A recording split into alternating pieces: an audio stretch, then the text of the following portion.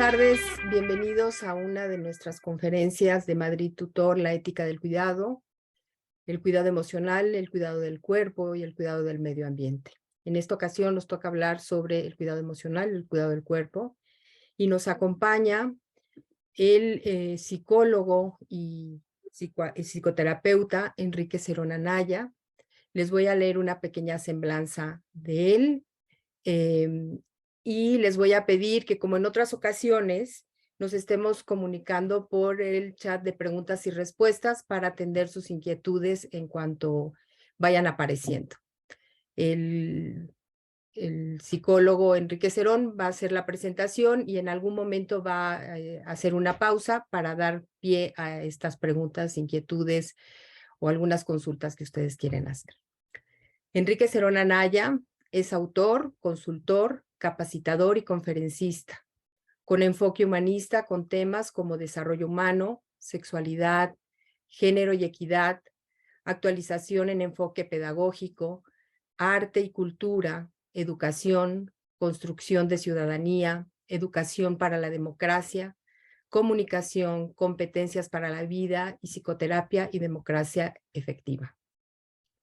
Ha presentado también trabajos en distintos foros, destacando la UNAM, Universidad del Valle de México, Universidad Autónoma Metropolitana, Universum, Museo de las Ciencias de la UNAM, la INEPACatlán, Tecnológico de Monterrey, Universidad del Claustro de Sor Juana, Universidad de Artes de Aguascalientes, Universidad Pedagógica Nacional de Aguascalientes, Secretaría de Educación Pública, Consejo Nacional para Prevenir la Discriminación en el CONAPRED, Comisión de Derechos Humanos del Distrito Federal, Comisión Estatal de Derechos Humanos en Aguascalientes, el Instituto Mexicano de la Radio también ha estado participando ahí, en la Fundación Mexicana para la Planeación Familiar, MEXFAM, en el DIF, en el Instituto de las Mujeres, Agencia de Cooperación Alemana para el Desarrollo, GIS. También ha colaborado en distintos temas de cultura, arte, pensamiento y sexualidad en distintos medios, entre los que destacan los canales de televisión como CNI, Canal 40, Canal 11, el Sistema de Televisión Educativa EduSat, las estaciones de radio de educación, Radio Educación 1060 AM, Órbita 105.7, Horizonte, y en los periódicos La Jornada, Reforma, El Economista, Excelsior, Milenio, y bueno, muchos más, ¿no? En esta ocasión, él nos va a hablar, la plática de hoy se titula Mi sexualidad, la de mis hijas, hijos y alumnado ante los nuevos paradigmas. Los dejo con el doctor Enrique Cerón y espero que surjan muchas inquietudes, muchas consultas para que esto sea bastante dinámico. Buenas tardes y comenzamos. Bueno, buenas tardes. Es un honor, un gusto estar aquí con la comunidad del Colegio de Madrid, de la que ya hemos tenido la oportunidad de participar en otras ocasiones. Hoy vamos a hablar de mi sexualidad, la de mis hijos, hijas y alumnado frente a los nuevos paradigmas. Una de las situaciones que más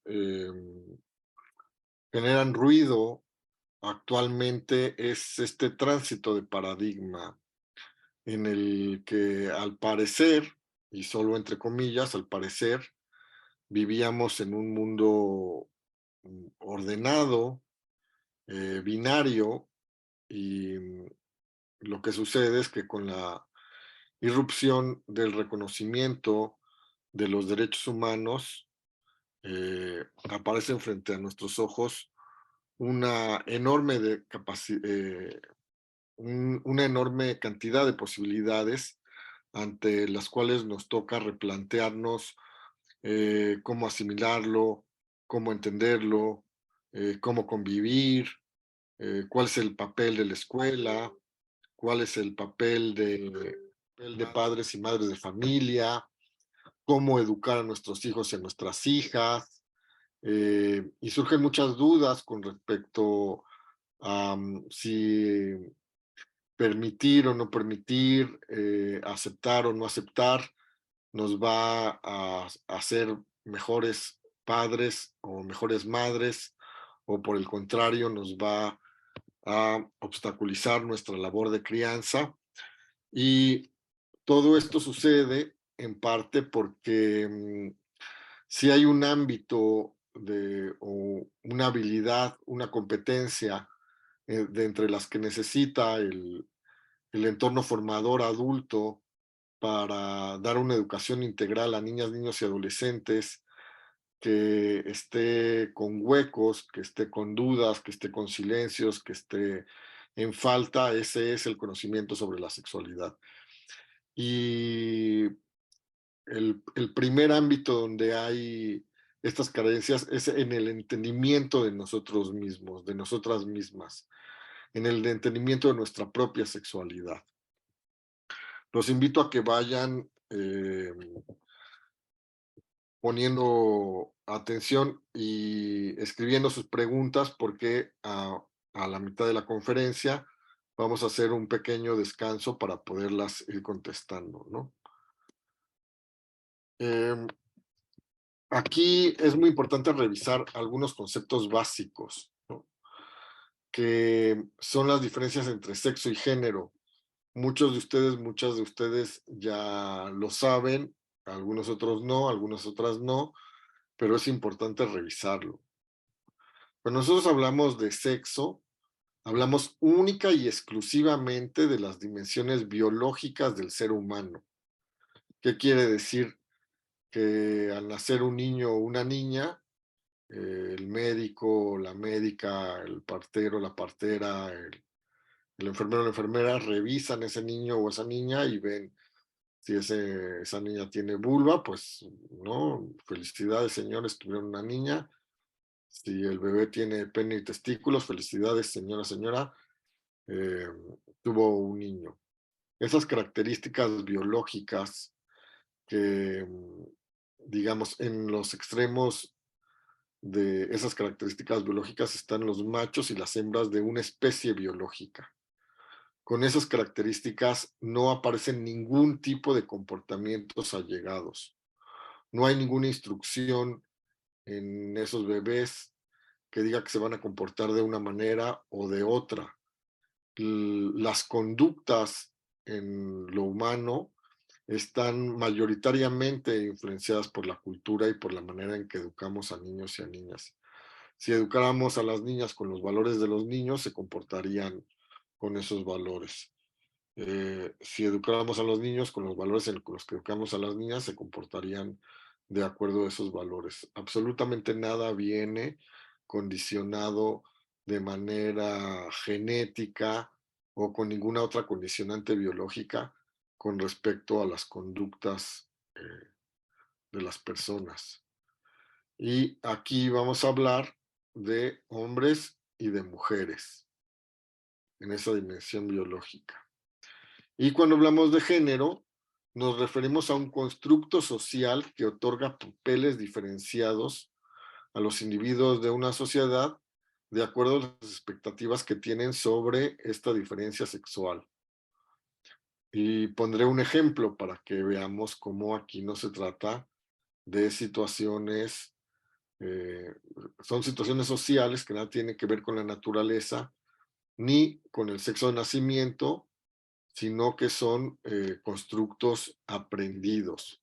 Si nosotros nos vamos de viaje aquí a unas horas en camión de la Ciudad de México a Oaxaca, lo que nos vamos a encontrar es que en la sociedad del Istmo no se tienen una expectativa de dos géneros, sino de tres géneros.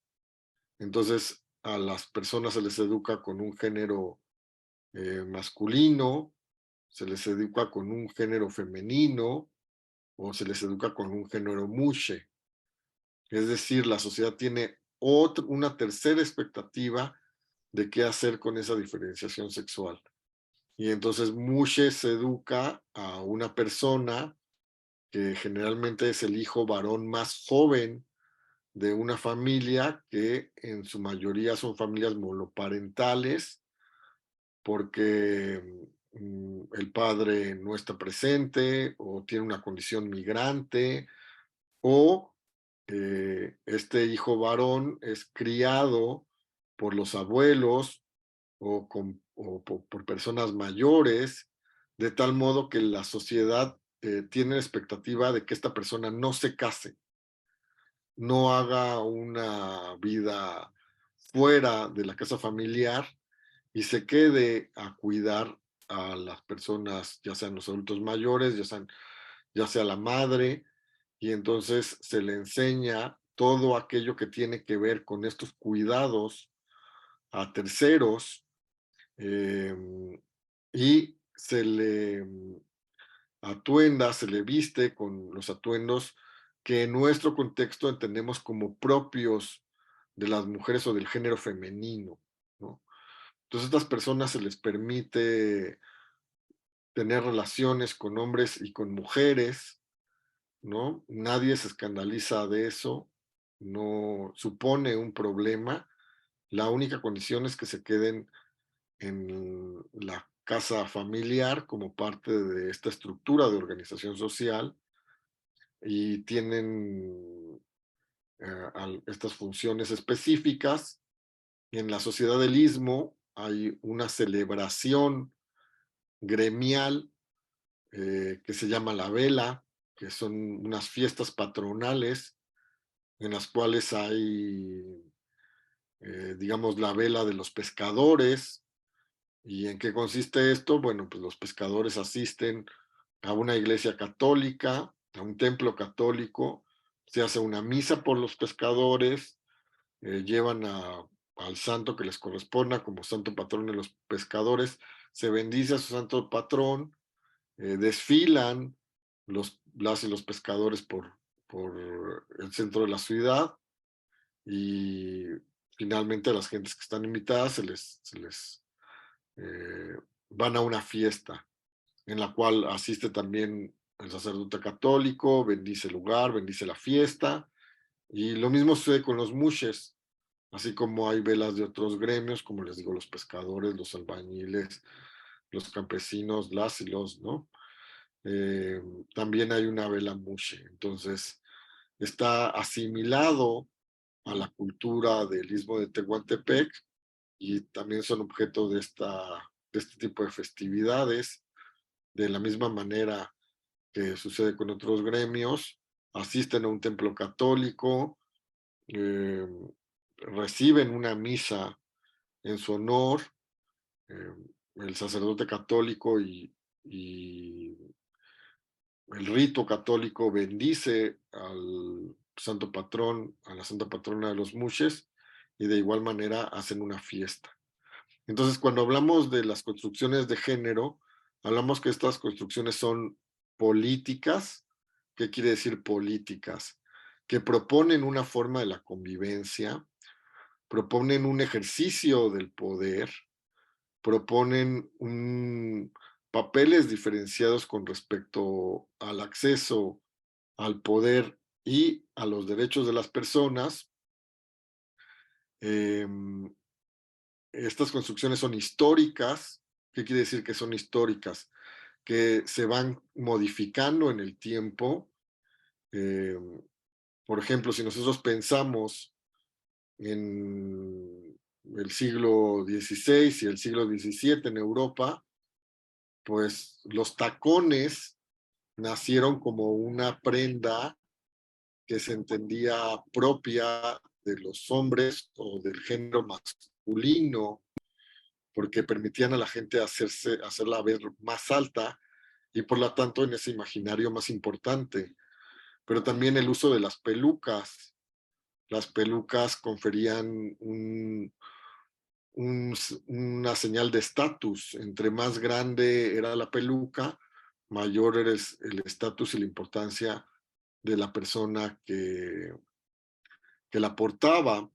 Las personas, sobre todo las personas adineradas, se permitían el maquillaje, los hombres se permitían el maquillaje, eh, se compraban lunares para adornar el rostro y entonces eran vistos como signos de masculinidad.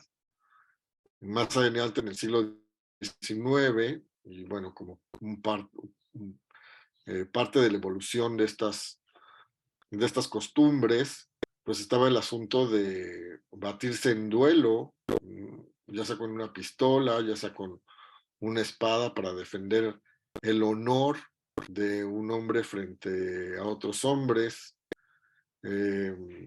Durante el principio del siglo XX y una buena parte del siglo XX hasta pasada la mitad del siglo XX, el hecho de tener muchos hijos regados por muchas partes era también un signo de masculinidad, y todas estas ideas sobre lo que significa ser hombres o ser mujeres han ido evolucionando, han ido cambiando, y entonces aquí vale la pregunta a los varones que nos acompañan en esta conferencia: ¿quién de ustedes ha portado pelucas para demostrar su masculinidad?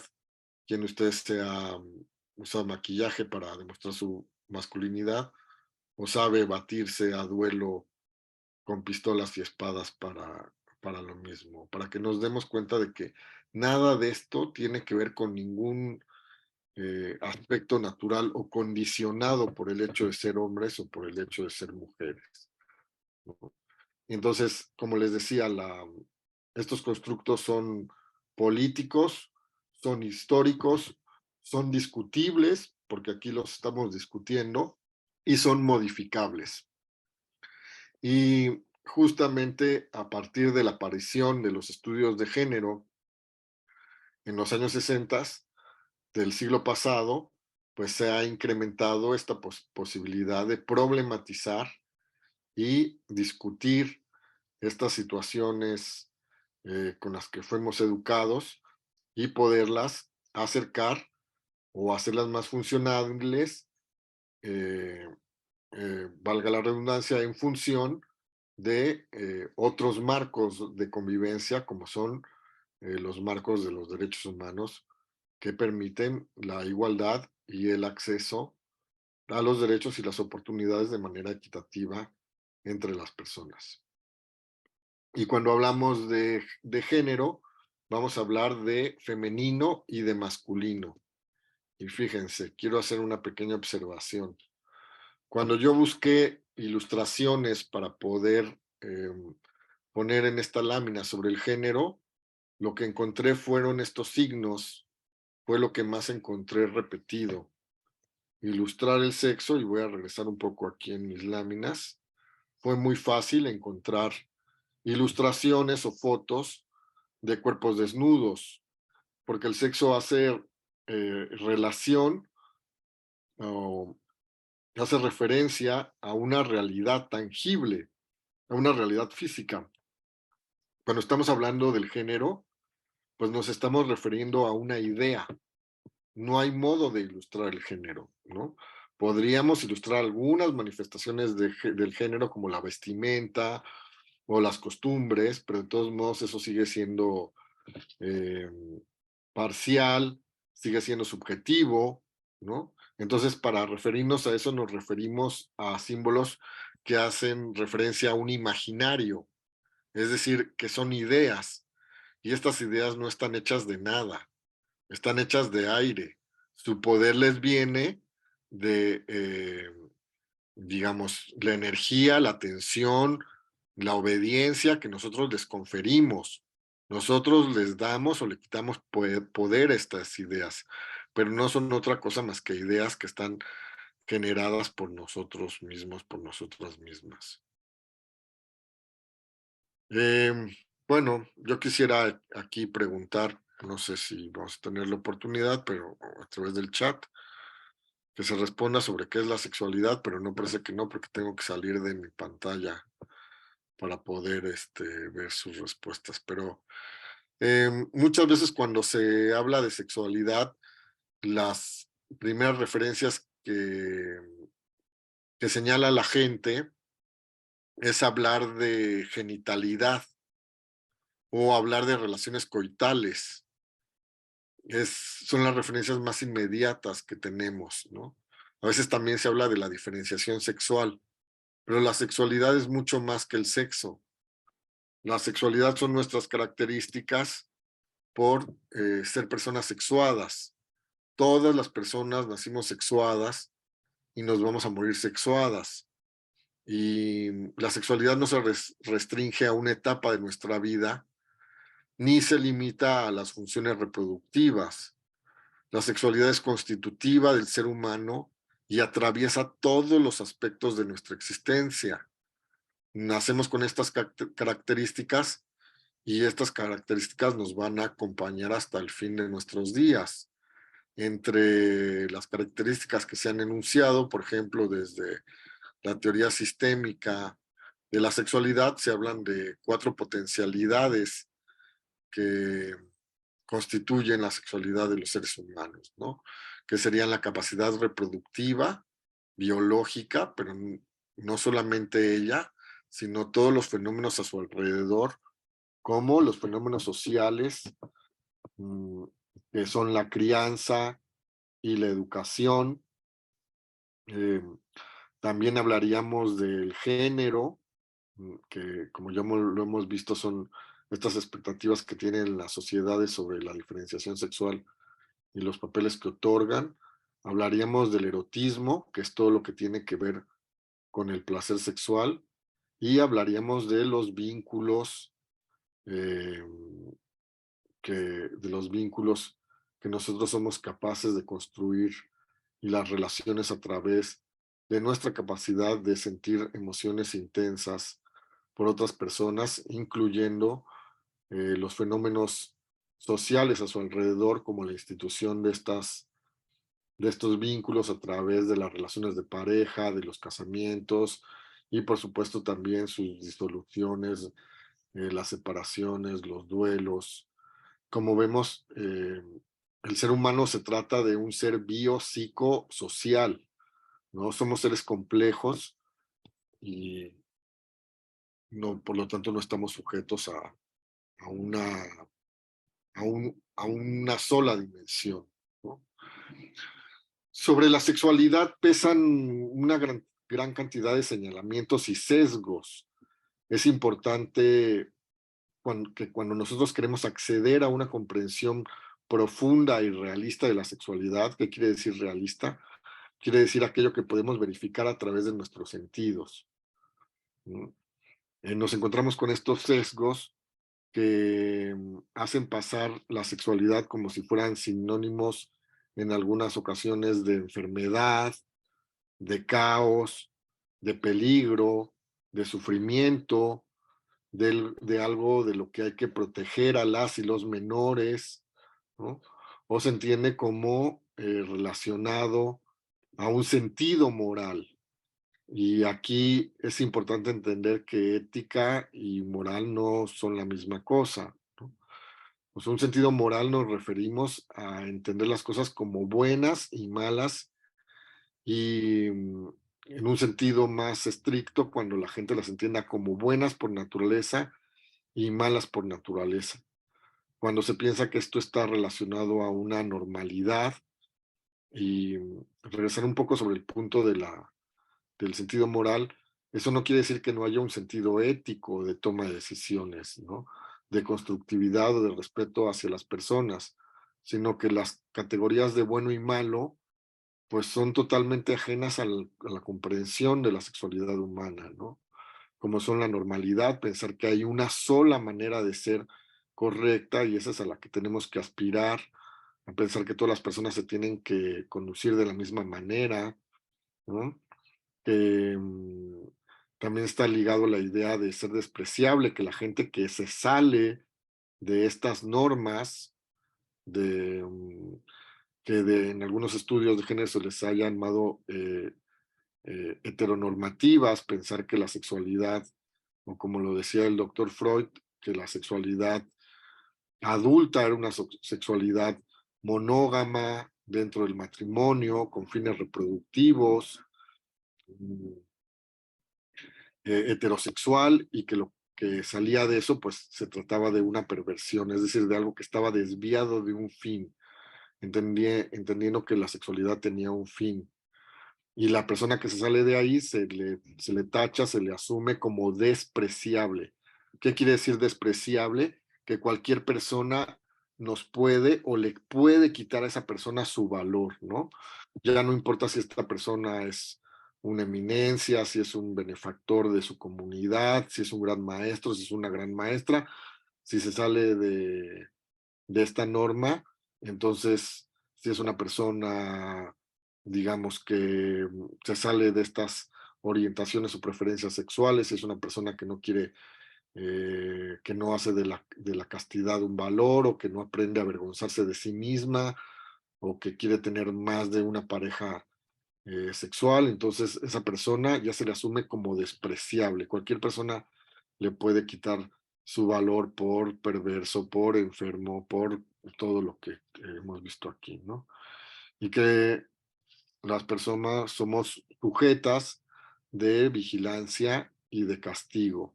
Entonces, lo primero que necesitamos para poder tener una comprensión realista de la sexualidad es hacer este tipo de concepciones a un lado, ¿no?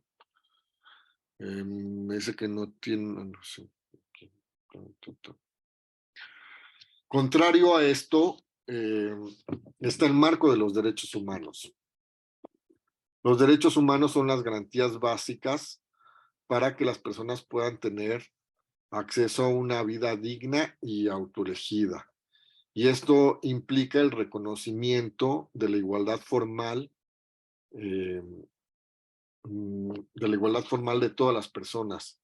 Y no basta con el entramado jurídico, con los mecanismos, leyes y recursos jurídicos que garantizan esos derechos, sino que se requiere un sistema de valores, una cultura que sostenga afín esos derechos humanos para que estos derechos humanos puedan ser un hecho, para que puedan ser un hecho los derechos. Si nosotros no tenemos valores y actitudes afines a el marco de los derechos humanos, pues se trata de enunciaciones, letra muerta en las leyes, en los instrumentos jurídicos, pero no se van a convertir en una forma de vida, que es lo que necesitamos finalmente, y dentro de ello está el derecho que tienen las personas a poder decidir libremente sobre su vida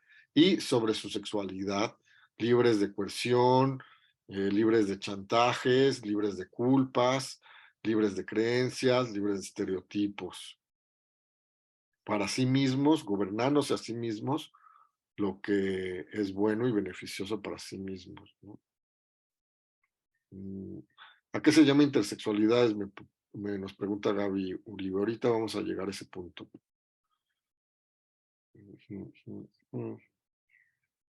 Entonces, junto con el marco de los derechos humanos, está el principio pro persona. No se pueden entender los derechos humanos, el marco de los derechos humanos, sin el principio pro persona. El principio pro persona implica que de todos los instrumentos jurídicos que protegen los derechos de un individuo o de una colectividad, el Estado y los organismos encargados de protegerlos buscan aquellos que brinden la protección más amplia. Entonces, cuando nosotros estamos hablando de una cultura que nos permita entender la sexualidad nuestra y de nuestros hijos, es importante conocer el marco de los derechos humanos y buscar aquellos, aquellos instrumentos jurídicos y aquellos derechos con los cuales la protección de las personas es más amplia y las garantías más extendidas. Y entre esto está el libre desarrollo de la personalidad, que es el derecho que todas las personas tenemos de conducir nuestra vida y generar nuestras determinaciones y nuestra conciencia a partir de lo que nosotros vivimos y entendemos de manera autónoma. Entonces, ¿qué es lo que pasa con la diversidad sexual? Aunque ha habido muchos avances en los últimos años y particularmente en centros urbanos como la Ciudad de México, que la Ciudad de México es en ese sentido un oasis con respecto a otras realidades del país en donde a las personas las asesinan por estar fuera de estas normas. Sigue habiendo un gran remanente de un pensamiento conservador que genera una gran resistencia a la aceptación y al respeto de la diversidad en general y de la diversidad sexual en particular, donde estos juicios se hacen más feroces y se vive una mayor intolerancia, ¿no? Entonces, si asumimos la diferenciación sexual y por lo tanto el orden natural, que ahorita vamos a ver qué tan natural es ese famoso orden natural, se trata de un orden binario con simplemente las opciones macho y hembra, pues, y son todas las dimensiones que percibimos con respecto a las complejas sexualidades humanas. Y aquí es muy importante entender que desde muchos frentes académicos, de activismos de los derechos, de las agencias de Naciones Unidas, de la UNESCO, se ha impulsado el hablar de sexualidades con S, de sexualidades humanas, ¿no? Para diferenciar o desvincular el concepto de sexualidad y el concepto de unicidad, el concepto de sexualidad y el concepto de normalidad, el concepto de sexualidad y el concepto de homogeneidad, ¿no? Porque estamos hablando de que las sexualidades humanas son diversas. Y es claro que cuando lo vemos desde este molde binario, lo que se sale de ahí no se ajusta a este orden natural. Y cuando hablamos de que la sexualidad humana es algo complejo, no nos referimos a complicado, sino complejo significa lo que va tejido junto. Y a muchas personas les suena cuando se habla de sexualidades distintas a este modelo binario, como si se tratara de algo a contra natura.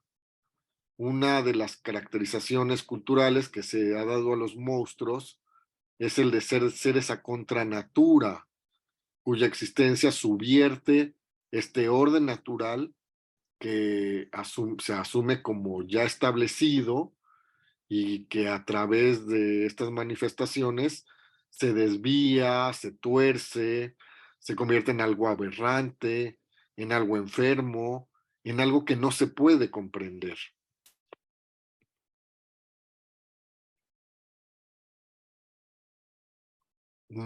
Tomé estas ilustraciones para justamente hablar de qué es lo que sucede cuando tenemos nosotros este molde. Es como que tuviéramos unos lentes a través de los cuales vemos la realidad y todo lo que sale de ahí nos parece algo incomprensible. Y entre una de las reacciones más comunes que tienen las personas, de los automatismos más comunes que se presentan en las personas, es si no puedo entender algo o lo obligo a que se ciña a, a mis propios parámetros, a mis propios criterios binarios, o se tiende a perseguir, a destruir, a señalar, a ocultar, ¿no? Ya tenemos aquí unas preguntas más, ahorita llegaremos a esto. Entonces, el sexo, la diferenciación sexual tiene muchos niveles. Como estamos acostumbrados a verla o a relacionarnos con aquella que es más evidente, que son los genitales, pues nos parece que, pues ahí está claro, pues es evidente, pues Dios o la naturaleza, o como le queramos decir, pues hizo a hombres y mujeres, está a la luz de cualquier persona que lo quiera observar. Pero cuando nosotros empezamos a investigar las cosas con un mayor detenimiento y una mayor profundidad, resulta que eso no es tan así. Entonces, y aquí tenemos por lo menos todos estos niveles de la diferenciación sexual, que son a nivel de las gónadas, eh, que son, digamos, los aparatos encargados de generar las células germinativas. En el caso de las mujeres son los ovarios, donde se producen los óvulos. y en el caso de los hombres son los testículos, donde se presentan, donde se generan los espermatozoides. Por supuesto, el nivel genital, donde hablamos de vulvas y de vaginas. Vulvas son los órganos sexuales exteriores, es decir, es lo que se ve. La vagina no se ve, es una cavidad interior, que es una cavidad virtual. Mientras las mujeres no están excitadas, esa cavidad está totalmente empalmada, protegiendo al cuerpo de agentes externos o agentes patógenos. Solamente se produce, digamos, o toma forma la vagina cuando hay alguna excitación o alguna dilatación. Hablamos en el caso de los hombres de los penes y los testículos. Hablamos del nivel genético. Hablamos de XX en el caso de las mujeres y XY, pero hay algunas manifestaciones médicas en los cuales hay personas que pueden tener cromosomas XXY. Entonces, se llama síndrome del testículo feminizante, en el cual las personas pueden tener una morfología o se les puede ver como una mujer normal, pero lo que sucede ahí es que hay una variación genética. También en la diferenciación hay una diferenciación hormonal. Cuando hablamos de estas hormonas que tenemos hombres y mujeres en distintos niveles, y también de acuerdo a cada individuo, tenemos distintos perfiles hormonales, y vamos a hablar de la testosterona y la progesterona que se tienen mayoritariamente eh, las mujeres progesterona. Los hombres no producimos progesterona, pero las mujeres sí producen testosterona, ¿no? Y aunque en cantidades mínimas. Y la de los caracteres sexuales secundarios, que son los que se presentan durante la pubertad y que van a generar los cambios como el vello en, en el rostro, como el vello en las axilas, como el ensanchamiento de las caderas, de los hombros, como hacer grave la voz o hacerla aguda. Y por supuesto, la diferenciación cerebral. Y en todos estos niveles encontramos variantes en los individuos. No tenemos una frontera bien establecida en donde digamos, bueno, lo propio de estos niveles hormonales o lo propio de estos caracteres secundarios son, aquí está la división bien clara y bien establecida que separa hombres y mujeres, machos y hembras de una especie animal. Y entonces pensamos muchas veces cuando, como les decía, en un primer momento, de solamente observar la diferenciación genital, pues adoptamos esta perspectiva binaria y pensamos que lo que se sale de ahí es a contranatura. Pero si nosotros observamos con detenimiento la naturaleza, podemos ver que la diferenciación sexual en la naturaleza tiene funciones más amplias y diversas que ello. Por ejemplo, la serpiente de carretera, que para los rituales de cortejo y de apareamiento se hacen de manera masiva, o sea, se juntan en un saco en donde hay una gran cantidad de individuos e individuas que copulan de manera reiterada durante un tiempo. Hay machos que se disfrazan químicamente, produciendo hormonas que se asumen como femeninas, y con lo cual se logra que otros machos copulen con ellos. Los científicos piensan, pero en realidad no sabemos, son especulaciones, que eso se hace porque los individuos que quedan en el centro de esos círculos de, de, de, de cópula y de apareamiento, pues quedan en condiciones de ventaja frente a la sobrevivencia, tanto del propio peso y presión que se da por la junta de individuos, como frente al riesgo de los depredadores. Los peces payaso y las ranas rugosas pueden cambiar de sexo regulando también la población. Cuando hay muy pocas hembras, los machos pueden cambiar a hembras o viceversa para que se mantengan poblaciones estables. Las gansas copulan muchas veces con algún macho y luego se juntan a criar en parejas de 2 hembras. Y el biólogo canadiense Bruce Van Hemling documenta cópulas, caricias genitales y rituales de cortejo entre individuos del mismo sexo en más de 450 especies animales en su libro que se llama Exuberancia Sexual y Diversidad Animal, y por lo cual la diversidad sexual no se trata de una cuestión a contranatura, sino es parte de la diversa naturaleza que en realidad es una fabricadora de diversidad. A ver, tenemos aquí algunas otras preguntas que dicen, ¿qué estrategia nos recomienda para enfrentar el sesgo misógino presente en los contenidos de la educación básica? Por ejemplo, mi hija de primaria alta aprendió que las adolescentes se ponen nerviosas y deprimidas por sus hormonas. Pues no, es que tenemos, aquí voy a hacer una pequeña pausa para poder responder preguntas, entonces si quieren compartir algunas otras en el chat, con mucho gusto los vamos a ir respondiendo, ¿no? Pues la generalización es un enemigo del pensamiento claro. Entonces cuando decimos todas las personas se deprimen, pues no, no todas las personas se deprimen. Hay distintas cargas hormonales y las hormonas generan distintas reacciones en distintas personas.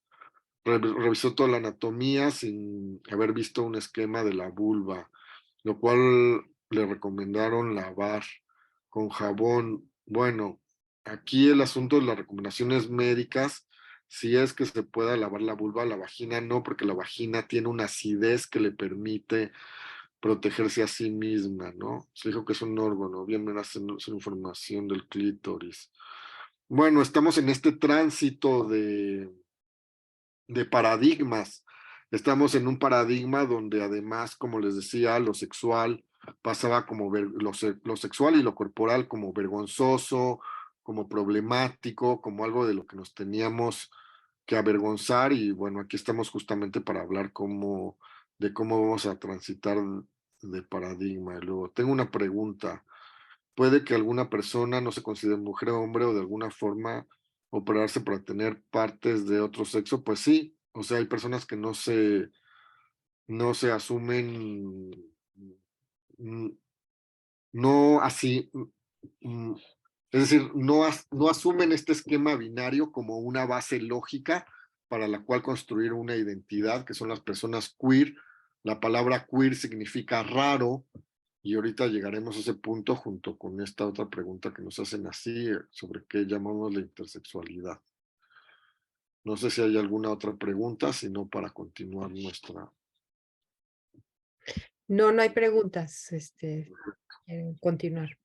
Continuamos, por favor. Entonces, Alfred Kinsey es uno de los pioneros del estudio sistemático de la sexualidad en la era moderna, y hizo una serie de estudios que presentó: el estudio de la sexualidad femenina y el estudio de la sexualidad masculina en los años 50 en Estados Unidos, en los años 50 hiperconservadores en Estados Unidos, lo cual generó un escándalo porque hizo una serie de entrevistas de manera anónima y resultó que la vida de las personas era pues mucho más diversa, y que había en realidad también una capa, una máscara, una capa de moral que en realidad la gente no seguía, y no seguía porque simplemente la gente no quiere vivir así. La gente se conduce de otra manera, no porque esto sea bueno o sea malo, simplemente porque no, en el fondo de su ser no quiere vivir de acuerdo a esos parámetros, pero deciden eludir el castigo y el señalamiento, y se presenta una cara social y otra cara es con la que viven las personas. Y entonces de las conclusiones a las que llega Alfred Kinsey, con sus estudios, dice, es fundamento de la taxonomía en que la naturaleza rara vez se enfrenta con categorías separadas. El mundo vivo es continuo en cada uno de sus aspectos. Es decir, cuando nosotros pensamos en la diferenciación sexual, pareciera que hay funciones, fronteras y límites bien definidos, y que como se tratara de dos polos, pero ni siquiera como dos polos así, sino dos polos así como esta ilustración que les pongo, ¿no? O sea, dos polos jerarquizados en los cuales los hombres y lo masculino se entienden como superiores o como mejores que las mujeres y que lo femenino. Pero en realidad, cuando nosotros empezamos a estudiar a detalle en distintas especies qué es lo que sucede con la diferenciación sexual, tenemos algo más que se parece a esta ilustración de la derecha. Bueno, la derecha en mi pantalla, supongo que también será lo mismo la suya, que es algo más parecido a una cinta de Moebius. O sea, y no solamente me refiero a las cuestiones, aquí hablamos de las diferenciaciones sexuales en el ámbito biológico, pero como ya les había comentado, cuando hablamos de los seres humanos, hablamos de seres que somos biopsicosociales. Y la sexualidad no solamente tiene esta dimensión biológica, sino también tiene otras dimensiones sociales, como por ejemplo las preferencias u orientaciones sexuales. Y aquí viene también al caso los estudios de Kinsey, que creó una escala que se llama escala de Kinsey. Y entonces le iba preguntando a estas personas, o sea, a ver, quiero que me diga usted, única y exclusivamente se ha excitado en su vida o ha tenido fantasías o deseos con personas de el sexo opuesto. No, no, si yo nunca, nunca, se lo juro, doctor, de verdad. Y le ponía ahí, bueno, exclusivamente heterosexual, ¿no? Y las personas que se manifestaban una preferencia o orientación homosexual, les decía, oiga, pero usted, a ver, dígame, usted nunca de los nunca jamás ha tenido fantasías, vocaciones, deseos, excitaciones con una persona del otro sexo. No, no, no, se lo juro, doctor, qué perversión, qué horror, no. Yo siempre con personas de mi mismo sexo, y entonces le ponía ahí exclusivamente homosexual. Y entonces había gente que le decía, bueno, pues fíjese, doctor, que una vez cuando íbamos pues estamos ahí en los Boy Scouts, entonces ya sabe, uno se mete al río y se abraza con sus primos y sus compañeros, y bueno, uno se siente bonito, y pues, ¿qué le va a hacer? Pues, pues la verdad es que sí, alguna vez, y entonces, ¿quién se le ponía ahí? este, Preferentemente heterosexual o preferente homosexual, cuando las personas le manifestaban que desde el principio y a lo largo de su vida se habían excitado con personas de ambos sexos, entonces le ponía bisexual a su escala. Y entonces lo que encontró Kinsey es que las personas que mayormente reporta, o sea, de las cuales tenía un mayor conteo, eran preferentemente heterosexuales o preferentemente homosexuales. Entonces, como vemos también en otras manifestaciones de la sexualidad, también tenemos un continuo. Pero cuando nosotros hablamos de otras manifestaciones como el género, pues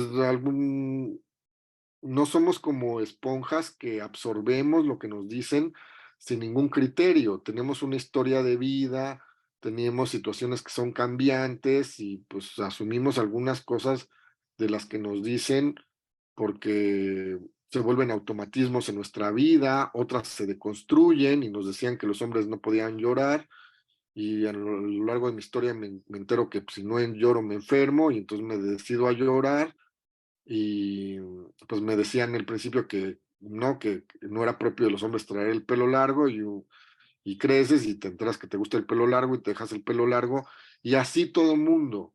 O sea, una parte de estos mandatos de género operan como automatismos, no los pensamos, simplemente los realizamos en nuestra cotidianidad. Otros se han deconstruido o se han abandonado en nuestra historia de vida o nunca nos entraron, nunca nos parecieron lógicos como niños o como niñas, y otros forman parte de nuestras elecciones conscientes. Pero nosotros vemos estas manifestaciones de género, también se trata de un continuo. No hay unas cosas que exclusivamente son propias de las mujeres y ningún hombre puede adoptarlas, o propias de los hombres y ninguna mujer puede adoptarlas. Sí, justamente en estos últimos tiempos se ha ido acelerando cada vez más el intercambio y la modificación de estas conductas o de estas manifestaciones comportamentales de la sexualidad, que de todos modos, como ya les había puesto en el ejemplo de cómo ha cambiado estas manifestaciones del siglo XVI, del siglo XVIII para acá, pues de todos modos estaban presentes, solamente que ahora se han ido acelerando.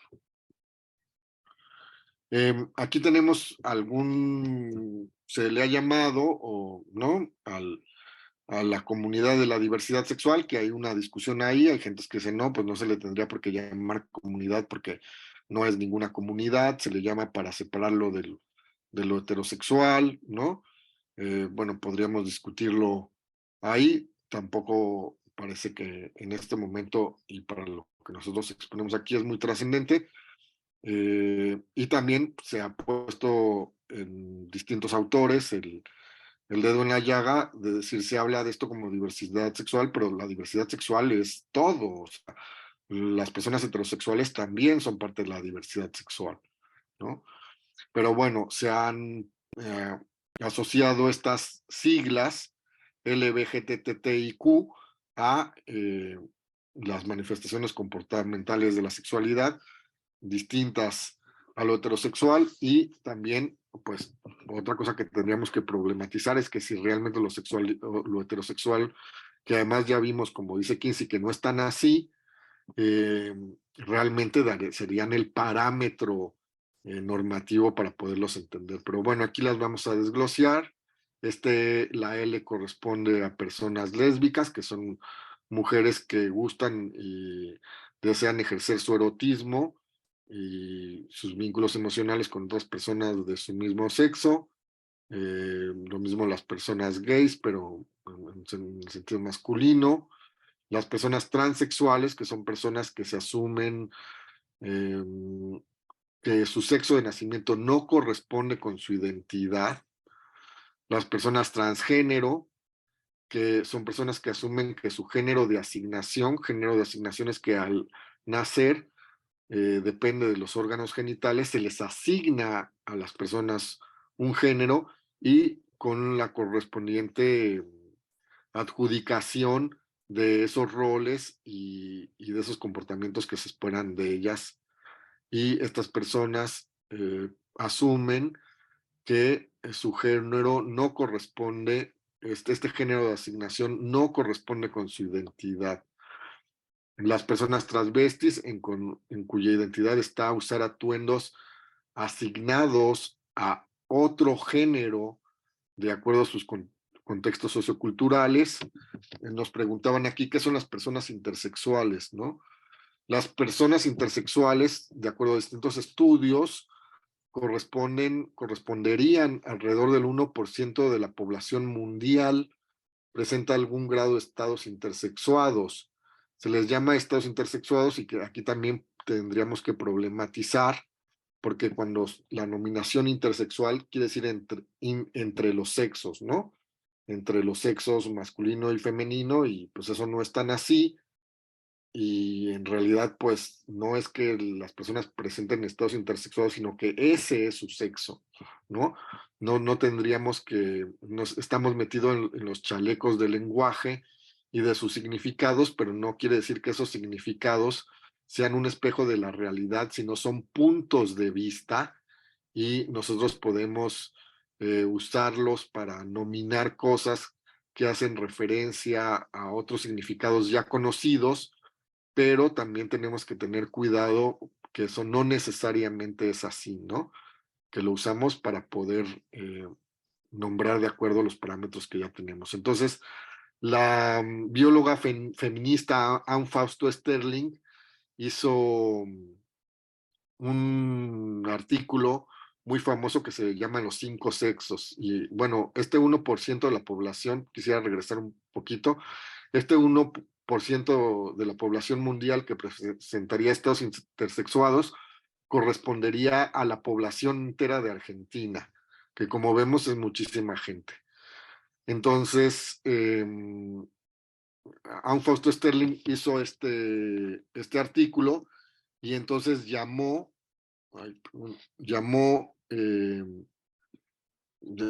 ponía en su escala y decía, bueno, hombres son personas que han nacido con gónadas y órganos sexuales masculinos, ¿no?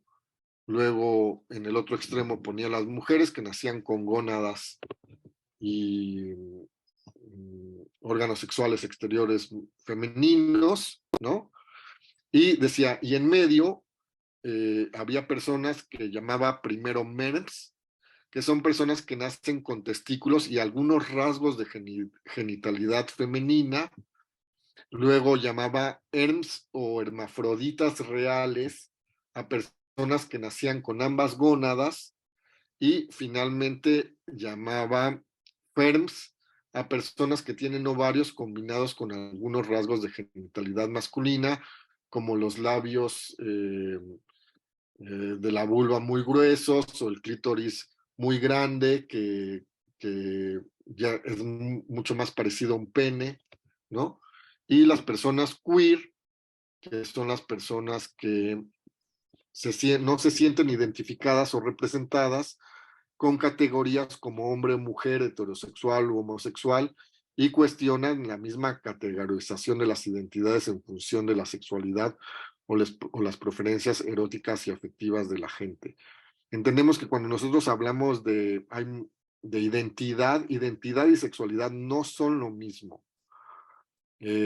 Nosotros culturalmente vinculamos identidad y sexualidad, y en un foro me decían unas personas, pero bueno, pero ¿cómo ve, por ejemplo, las personas que hacen de eso una bandera? Claro, nosotros podemos hacer de la sexualidad una vía de identidad, pero no es un hecho axiomático per se, ¿no? Entonces, bueno, una de las cosas, hay otras categorías más, como las personas que, ¿no? Una orientación o preferencia sexual, las personas que se eh, nombran pansexuales y dicen, bueno, yo realmente lo que me atraen son las personas y también estoy del lado de esas categorías, las personas que se dicen asexuales, que tampoco está muy claro a qué se refieren, porque como vimos, la sexualidad no es solamente es genitalidad, no solamente es coito, tampoco son solamente las preferencias sexuales. En estricto sentido, para ser asexuales, pues nos tendríamos que extirpar las fantasías, el cerebro, las terminaciones nerviosas, pero bueno, pues también es una identidad válida, igual que cualquier otras, que son las personas que dicen, bueno, yo no estoy interesado en las relaciones que tienen algún grado o algún vínculo o una vinculación a través del placer sexual y de las relaciones sexuales, sean estas coitales o no. Y bueno, seguramente seguirá creciendo esta lista.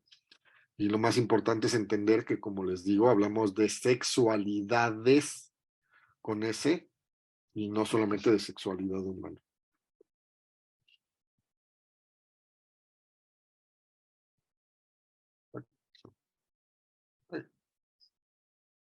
A ver. A ver, alguien dice aquí. Si tienes que levantar la mano, si deseas hacer alguna pregunta, puedes utilizar el espacio. Bueno. Hay otra pregunta. Dice asistente Ah, anónimo. sí. ¿La diversidad sexual es condición hormonal, biológica, psicológica, social o todas las anteriores? Por Todas las ejemplo, anteriores. Perdón, sí. por Perdón, Laura. ejemplo, ¿naces o te haces homosexual? ¿Es una condición como tener ojos azules o ser alto? Pues mira, está esa discusión sobre si naces o se haces, pero nadie nos pregunta o nadie pregunta sobre la condición a las personas heterosexuales. Oye, pero, pues, oye, ¿por qué te hiciste heterosexual? O sea, ¿qué te violó tu tío o qué? ¿No?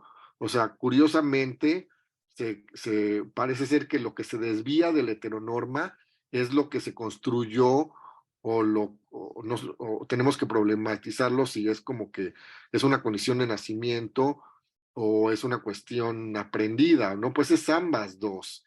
Y hay que entender que aquí vamos de regreso al marco de los derechos humanos y al libre desarrollo de la personalidad.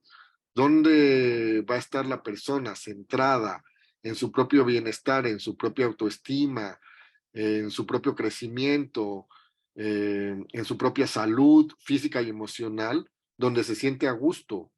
Entonces, es la invitación a hacer lo que es este nuevo paradigma, lo que hace es visibilizar una diversidad que siempre estuvo ahí, solamente que estaba invisibilizada, y nos regresa el derecho y la responsabilidad de determinarnos a nosotros mismos, al igual que en cualquier otro ámbito de la vida, ¿no? Los derechos sexuales y reproductivos, estos no son otra cosa que los derechos humanos ya consagrados en los distintos tratados internacionales y en las legislaciones federales y en los distintos instrumentos jurídicos, en los apartados que hacen referencia a la sexualidad y a la reproductividad de las personas. Entre ellos está el derecho que tenemos a determinar nuestra sexualidad, el derecho al libre desarrollo de la personalidad, el desarrollo a decidir con quién ejercer nuestra sexualidad, el derecho a la intimidad y a la vida privada, el derecho a la igualdad entre hombres y mujeres, el derecho a vivir libres de discriminación y violencia, el derecho a decidir con quién compartir nuestros, nuestra vida y nuestros afectos, el derecho que tenemos a la libertad reproductiva, decidir cuándo, cuántos, cómo hijos o hijas tener o no hacerlo, ¿no? Y hacerlo libre de la injerencia de jerarcas, de ideologías, de acuerdo a lo que se corresponda con nuestra propia decisión. Fíjense, aquí es una reflexión que nos tendríamos que hacer en medio adulto y especialmente las madres y los padres de familia, ¿no? Con respecto a este tránsito de paradigma y una examinación de nuestros propios valores y preguntarnos estos valores, ¿qué me aportan a mí y a niñas, niños, niñes y adolescentes? ¿Les aportan libertad o les aportan culpa?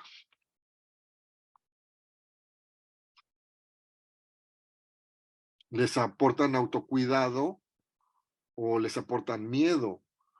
Porque en esta labor de educar en sexualidad y de educar para la vida, se atraviesa la idea de que el papel de los adultos es proteger a los niños, a las niñas, a los niños, a los adolescentes, protegerlos de la vida, pero proteger a alguien de la vida supondría meterlo en una cápsula de cristal y pasarle por una rendija pues lo más fina posible, hay una bandeja de comida, pero pues ahí entra el coronavirus, se enferma el niño o la niña y se acabó lo que se daba, ¿no? Entonces, no es y cuando las personas piensan en proteger a alguien de la vida, no lo hacen de manera inocente, sino ahí se hace una proyección de todos sus miedos. Y nuestros miedos no les sirven a nuestros hijos y a nuestras hijas. Es más, tampoco en muchas ocasiones nos sirven a nosotros mismos, sino que no solamente basta con que nos hayan estorbado nuestra existencia, ahora de generación en generación los pasamos para que le estorben a otra persona, ¿no? Entonces, una educación para la vida no es una educación que pretende o que propone que se proteja a alguien o que el papel de los adultos sea proteger a las y los menores de la vida, sino habilitarlos para la vida. Es decir, desarrollar habilidades de autocuidado. Nosotros no vamos a estar 24/7 detrás de nuestros hijos e hijas por más que queramos, por el bien de ellos y por el bien de nuestra propia salud mental y emocional. Entonces, lo que nosotros tenemos que hacer es desarrollar habilidades de autocuidado, capacidad de decisión informada, eh, habilidades socioemocionales para que tengan fortalezas niños, niñas y adolescentes para poder irse preparando para una vida autónoma y decidir lo que es mejor para ellos. Y aquí, con todas estas preocupaciones ante este cambio de paradigma, donde salen a la luz todas estas posibilidades distintas, sería fundamental que nos diéramos, que nos lleváramos esta reflexión y si tenemos a alguien cerca, si está viendo con nosotros esta conferencia, nuestro compañero, nuestra compañera o alguien con quien podríamos hablar, que al menos tomáramos una de estas preguntas y nos diéramos un minuto para contestarles uno a otro en la posible, digamos, en lo que sea posible, ¿no? ¿Qué es lo que realmente me preocupa de este tránsito de paradigma? Que las cosas se salgan de control. ¿Cómo le voy a explicar? Porque muchas veces las personas, los adultos se abanderan con que no, el bienestar de los niños, es que cómo les van a decir eso, es que cómo les van a permitir eso, ¿no? Cuando en realidad lo que les pesa es cómo le voy a hacer para explicar a mi familia o a mis amistades que mi hijo o mi hija tiene otra identidad o preferencia distinta a la heterosexual. Y más cuando la influencia de esas personas, yo le he otorgado el poder a esas personas de criticarme o no he desarrollado la suficiente autonomía para poner un límite y he permitido que otras personas decidan sobre mi vida y sobre la de mis hijos, ¿no? Aceptar cosas de mí propias mías que se salen de la norma y entonces no, pues permitimos esto y entonces ya vamos a quedar todos al descubierto y entonces voy a ser señalado y entonces voy a ser evidenciado y habría que ver más bien en qué momento introyecté esta norma, porque para esta educación, específicamente la educación, toda la educación en general, pero específicamente la educación en sexualidad, pues pasa por un proceso de enajenación y enajenación quiere decir en lo ajeno. Adoptamos criterios, normas, parámetros, conceptos que no tienen nada que ver con nuestra experiencia, no tienen nada que ver con lo que nosotros sentimos, no tienen nada que ver con lo que nosotros nos damos cuenta. Sin embargo, los adoptamos muchas veces para eludir el castigo, para eludir el señalamiento. Lo que me preocupa es pasar por una mala madre o por un mal padre, que se den ideas o malos ejemplos a mis hijos e hijas, ¿no? Que se me señale o que se señale a mis hijos y a mis hijas. Entonces ahí les encargo ese ejercicio de reflexión. Y si alguno de ustedes gustara compartir sus reflexiones al respecto al final en las preguntas y respuestas, se les agradecería muchísimo y pues al menos supongo que aparecen los nombres en el chat, pero al menos en lo que a mí respecta, no lo mantendré en, de manera anónima.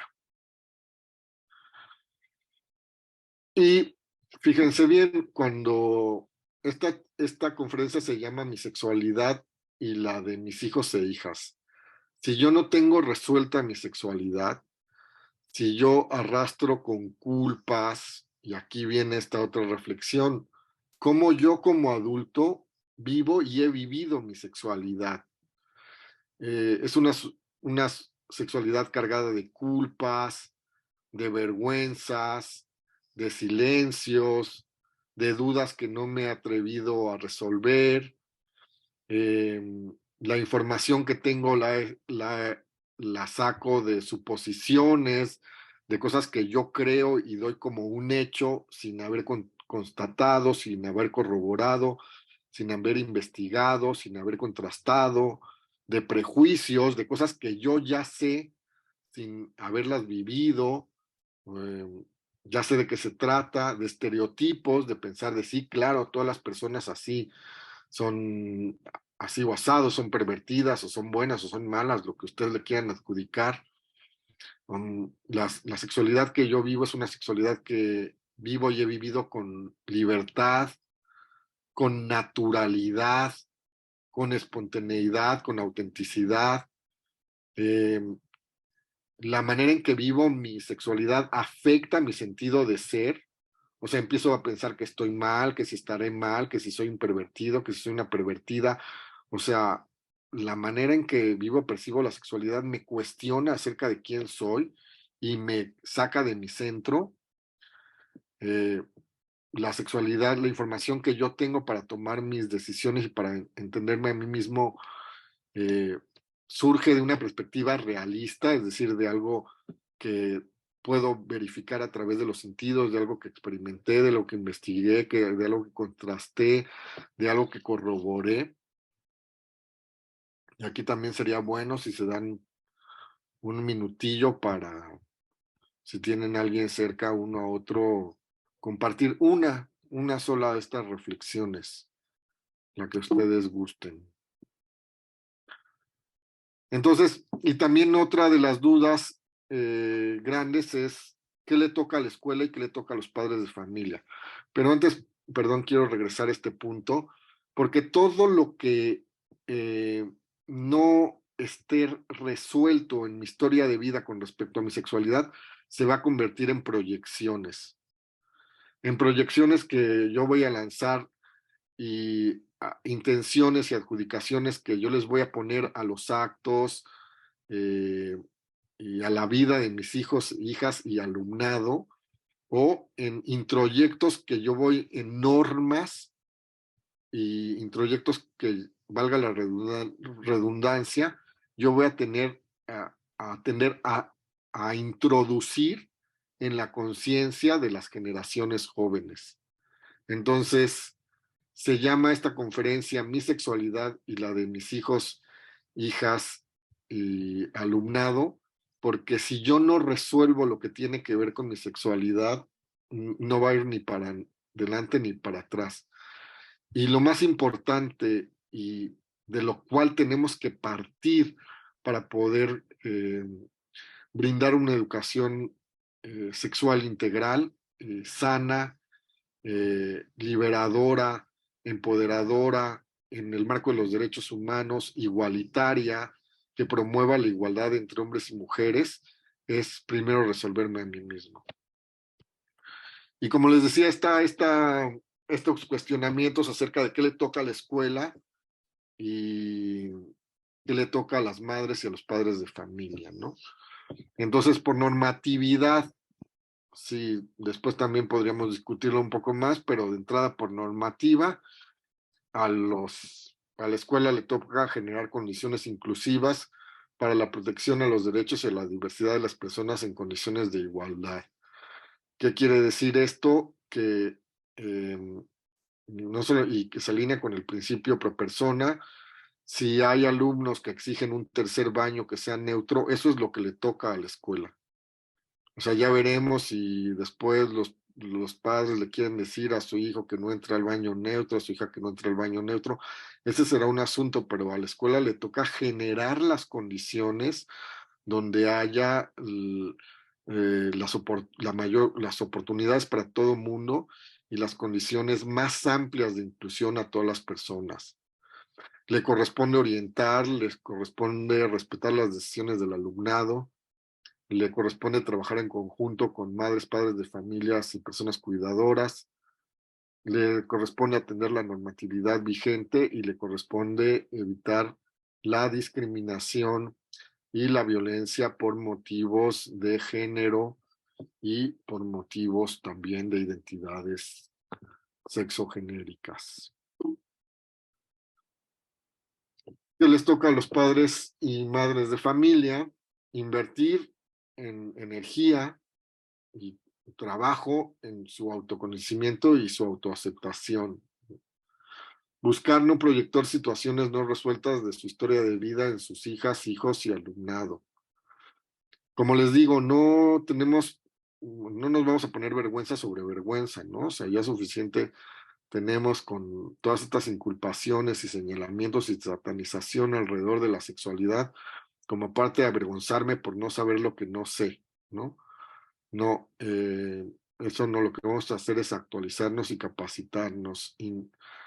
no hay ninguna vergüenza en no saber esto porque esto hay muchos silencios, muchas capas de señalamiento y nada hay lógico en ignorar o en no saber estas cosas, porque no solamente nadie nos las enseña, sino que al contrario, en muchísimos ámbitos se señala a la gente que quiere indagar, investigar en eso como perversos, como peligrosos, como enfermos, etcétera, ¿no? Tener actitudes y puntos de vista empáticos. Sería bueno también que recordáramos que nosotros también hemos sido niños, niñas y adolescentes y recordar cómo fueron nuestras vivencias con respecto a nuestras dudas, con respecto a situaciones prototípicas como nuestro primer novio o novia, nuestro primer beso, ¿no? La primera menstruación, la primera eyaculación, y ver cómo vivimos esas circunstancias como niñas, niños y adolescentes, y de ahí tener un parámetro para ver qué es lo que hubiéramos necesitado en ese momento y tener estos parámetros para ver cuál serían, nos acercaría mucho a un criterio de qué es lo que necesitan ahora nuestros hijos, hijas y alumnado, que es muy probable que sea lo mismo que nosotros necesitamos en su momento, eh, como una orientación valiosa y en un sentido humanista y empático. Reconocer a las niñas, niñas y adolescentes como sujetos de derechos, educar para la autonomía y la colaboración. Aquí pasa mucho que cuando yo hablo de derechos de los niños y las niñas, muchas personas me dicen, bueno, pero pues, sí, muchos derechos, pero ¿y los deberes qué? Claro, si nosotros solamente enseñamos derechos, es muy probable que lo que en realidad estemos hablando es sobre derechos.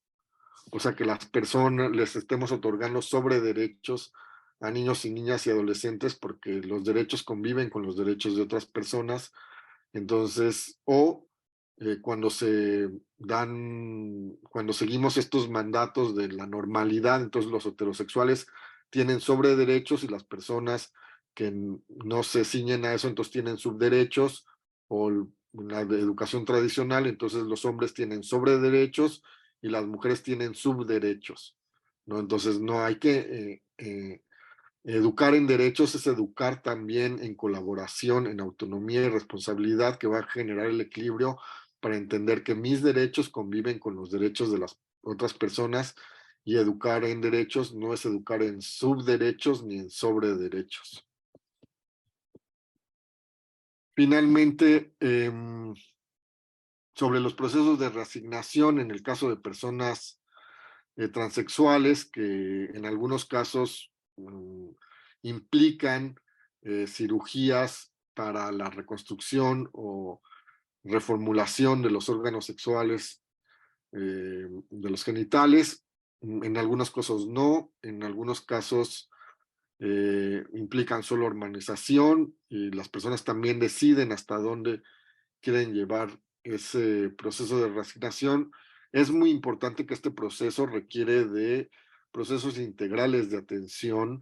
No se trata solamente de las hormonizaciones o de las operaciones, sino que incluyen atención psicoterapéutica, médica, jurídica, con respecto a la reasignación de identidades jurídicas y lo que ello implica. Entonces deben llevarse con cuidado, pues se involucran el sentido de ser de las personas.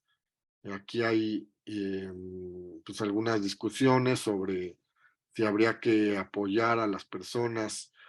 En cada caso habría que entender que cada caso es distinto, a las infancias trans, y decir, bueno, pues si, y también las personas son diversas, hay personas desde muy temprana edad están absolutamente convencidas que su cuerpo no corresponde con su identidad, hay otras que presentan dudas.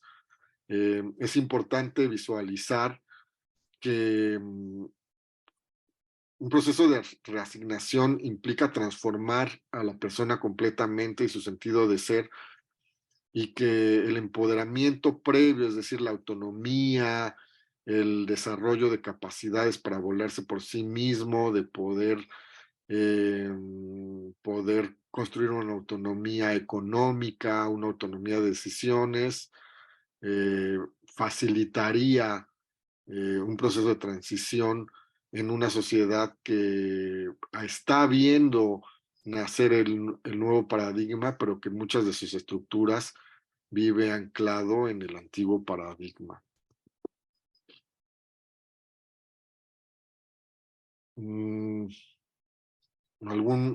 Finalmente, una propuesta actitudinal. Las actitudes son normas o valores expresadas en acciones, y aquí dice propuesta, ¿no? Es cada quien tomamos de aquí lo que nos es útil, lo que nos es constructivo, y es conocer la normatividad vigente, conocer y reconocer el marco de los derechos humanos y de los derechos sexuales y reproductivos, relacionarme con personas y no con roles, o sea, no con papeles, ¿no? Impulsar a mis hijos, hijas y alumnado, en mis hijas, hijas y alumnado, una educación integral de las sexualidades, promover la autonomía, el empoderamiento, el pensamiento crítico y la toma de decisiones responsable e informada de mis hijos, hijas y alumnado. Es decir, porque estamos formando para la vida, y formar para la vida quiere decir formar para la toma de decisiones autónomas. Y eso implica acercar a las niñas, a los niños, a los niñes y a las y los adolescentes a aquellas herramientas que van a necesitar para poderse ir haciendo cargo de su vida. Promover la valoración de la diversidad y el respeto a la autodeterminación de las personas. Y finalmente les digo, gracias por escucharme. Si quieren hacer algún comentario a través de las redes sociales, con mucho gusto también de ahí. Sí, Enrique, hay varias preguntas, algunas me parece que ya se han contestado, algunas están en construcción, que eso también está muy bien. ¿Puedes explicar, por favor, la categoría de no binario? Voy a leer, son muchas preguntas. Sí. Muchas gracias por la conferencia. ¿Cómo apoyar mejor a los hijes a que exploren y definan su identidad? Me sorprende que a sus 13 años hay una urgencia, entrecomillado, de etiquetarse con sus amigos o amigues. A veces escucho comentarios como ser gay es cool. Yo pienso que ser buenas personas, amorosas, respetuosas, empáticas, comprometides con los derechos de las personas es ser cool. ¿Cómo poner una discusión una discusión en un lugar sano y de fondo y no de moda? Muchas gracias. Fíjense, si nosotros vemos en las revistas de estas de difusión científica, digamos, más de carácter popular, que no están arbitradas o no son especializadas como Conozca Más, Cuo, digo, no estoy haciendo un comercial, pero bueno, esas son, ¿no? Cuo, Conozca Más, muy interesante, tienen por lo menos un especial de sexo al año. Y en ese especial de sexo al año viene una lista de parafilias, que es categorizar o identificar a las personas de acuerdo con cómo y con quién deciden vincularse, ¿no? Entonces la gente va leyendo ahí, pues gerontofílico, que se excita con personas mayores, ay, qué horror, ¿no? Y entonces ahí va hasta que encuentra una que le queda y dice, no, no, no, es que esto lo deberían de sacar de esta lista de pervertidos. Pero en muchas otras épocas de la humanidad eso no hubieran vendido una sola revista, porque no se identificaba el erotismo, valga la redundancia, con una identidad. Y esto hay que tenerlo muy en cuenta, y yo te lo pondría a mis hijos, hijas e hijes, este ejemplo, ¿no? Es reciente la categorización de las personas como una naturaleza de acuerdo a la manera en que ejercen su erotismo, ¿no? Es decir, dice Michel Foucault que es justo en la Edad Moderna que lo erótico se asoció a la identidad y a la vergüenza, pero en otras épocas y en otras civilizaciones no se identificó lo erótico como si fuera fuente de una naturaleza. Yo, como bandera política, como gusto, como moda, como lo que ustedes me digan, tengo el derecho de hacer de lo erótico o de mi preferencia sexual una bandera, una identidad. Esa es mi decisión, pero no hay algo axiomático en ello. Entonces, vamos al marco más amplio de libertad, que es esto axiomático no es. Ahora, usted en el marco más amplio puede decidir. Sí, pero si nosotros vemos en este caso que nos comentaba, ¿no? Hay una urgencia a los 13 años de definirse, pero hay una urgencia a los 13 años de definirse no solamente en lo sexual. Hay una urgencia de pertenecer y de adjudicarse etiquetas, entonces lo que sería bueno es ver, trabajar con nuestros hijas e hijas su sentido de ser. ¿Por qué soy? ¿Soy por lo que yo determino o soy por lo que los demás piensen de mí? Porque si mi sentido de ser siempre está en los ojos de los otros, pues estoy siempre en una situación de desventaja, ¿no? Entonces, ser gay es cool, pues quién sabe, dependiendo de la persona gay. No, no es cool otra vez axiomáticamente. Me invitaron a una escuela católica a dar una plática y entonces una persona que me mandaron ahí a vigilarme me decía, cuando yo ponía unos ejemplos sobre una, una cuestión que sacó uno de los chicos que estudiaba ahí, eh, me dijo, no, es que en el mundo hay muchos homosexuales destructivos. Y yo le digo, no, se lo firmo, o sea, no tengo la menor duda de ello. Le digo, pero también hay muchos heterosexuales destructivos, si no, en este mundo no estaría como está, ¿no? Entonces, no es la preferencia o orientación sexual lo que genera lo cool o lo constructivo, son dos cosas totalmente independientes. Coincido contigo, la persona que comentó, que efectivamente lo constructivo, lo amable, lo positivo, lo colaboradores, el sentido de justicia, la solidaridad es lo que construye la calidad, la calidad personal de cada individuo. Y pues lo otro es solamente a veces le damos un peso demasiado grande y a mí me parece que la identidad y la orientación sexual no son el todo de la vida de la persona, son una parte de la vida de la persona. Y atrás de eso está eso que tenemos en común, que es nuestro ser persona, que justamente más se define en el sentido de estos otros valores constructivos o no que tengamos para con nosotros mismos y con los demás. Sigo leyendo, ¿no? Otras preguntas. Son ya muchas. Entonces somos hombres y mujeres, dice asistente anónimo.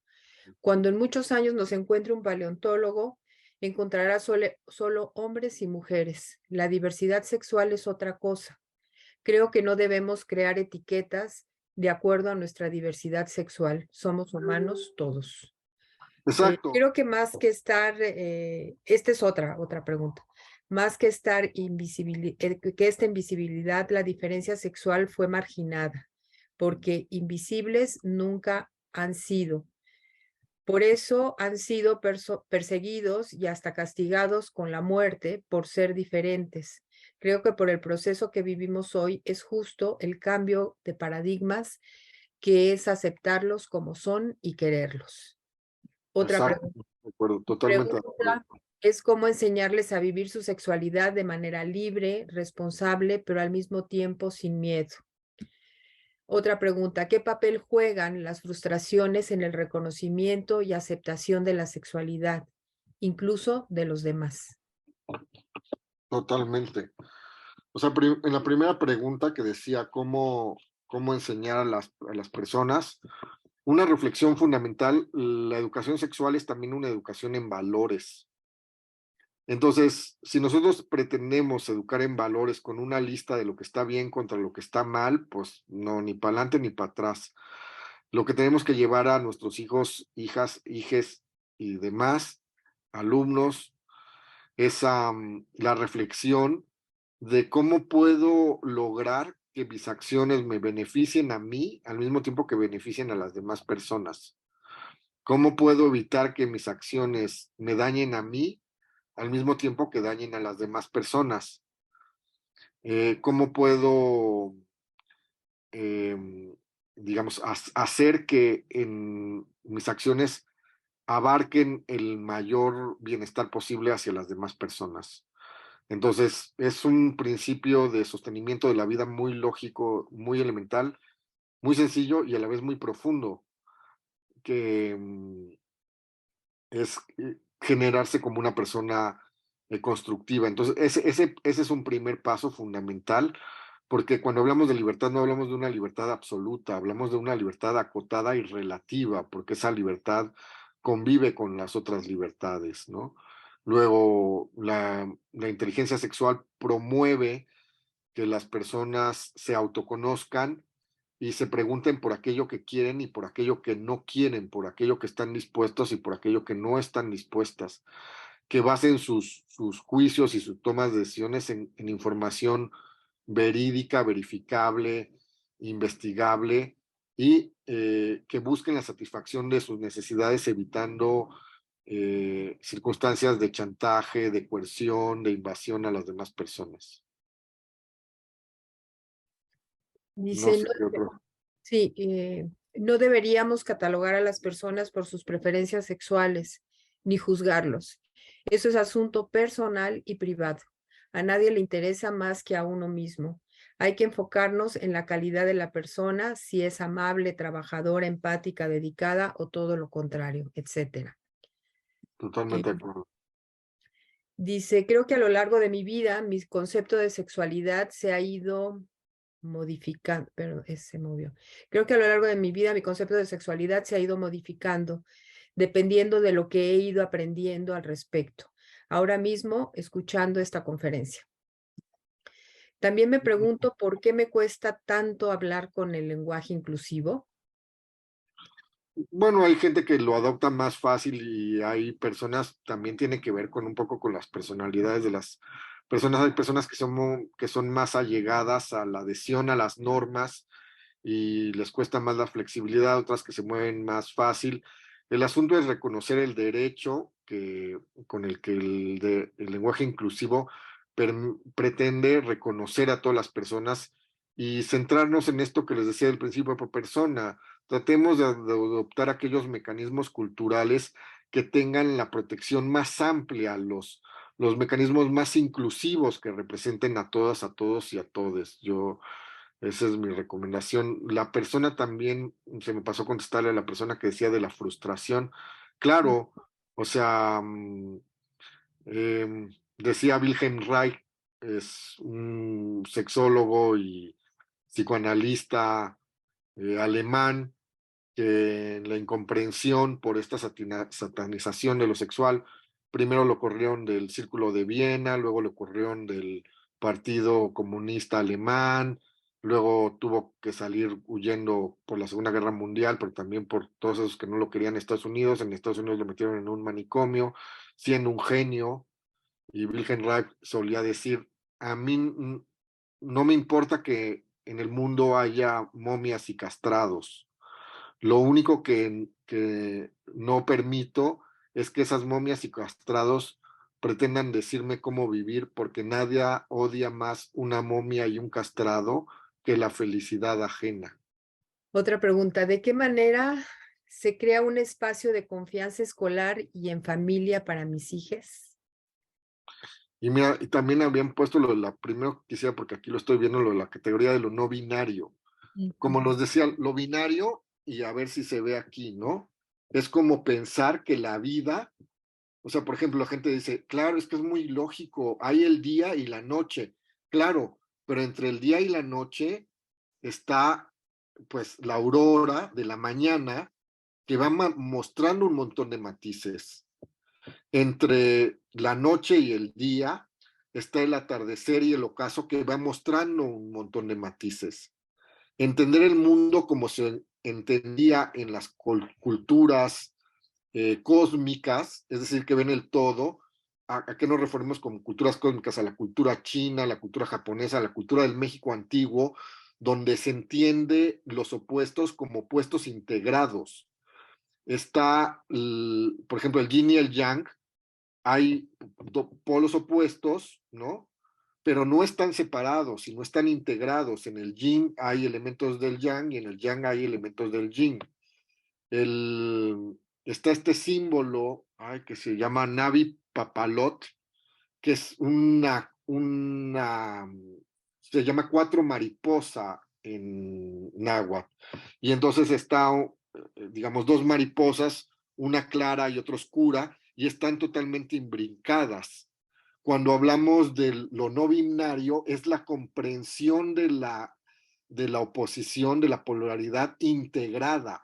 Lo binario hace ver como si estas polaridades fueran ajenas unas a otras e inconexas unas con otras. Entonces, de eso se trata lo binario y lo no binario. En realidad, en mi punto de vista y en estos argumentos que les presenté, que habrá de gente que no, en realidad lo realista es la dualidad integrada. Y lo irreal, lo que no sucede en la realidad, es este binarismo como cosas totalmente separadas, ajenas, como si fuéramos cosas distintas, y entonces los hombres somos de Marte y las mujeres de Venus, y ya no digamos los demás que están totalmente desterrados, como los decía este otro comentario, pero estamos condenados a no entendernos, pues eso, perdón, eso es una mentira. Ahora sí, discúlpame. ¿Me puedes repetir lo que me habías leído? Es que me saltó lo de lo no binario.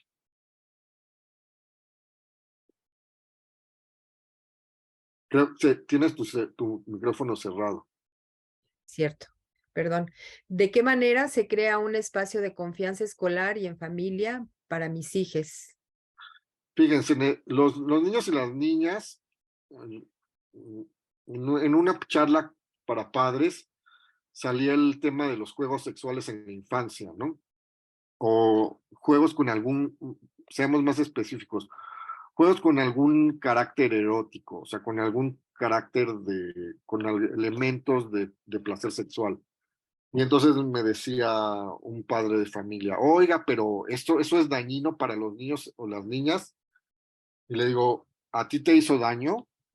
Digo, no estamos hablando de la coerción, separemos, hagamos conciencia de dos cosas distintas.